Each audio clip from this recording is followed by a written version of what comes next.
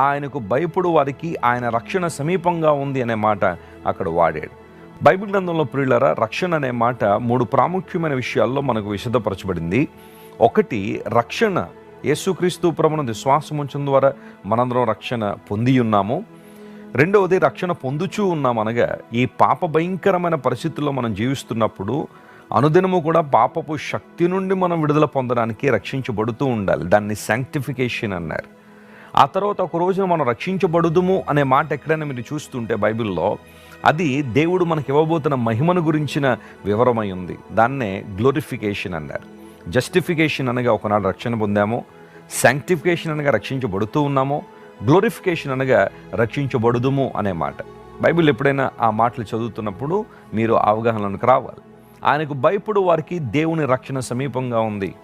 ఈరోజు నువ్వు నిజంగా దేవునికి భయపడుతున్నావా? భయపడడం అంటే దేవుడు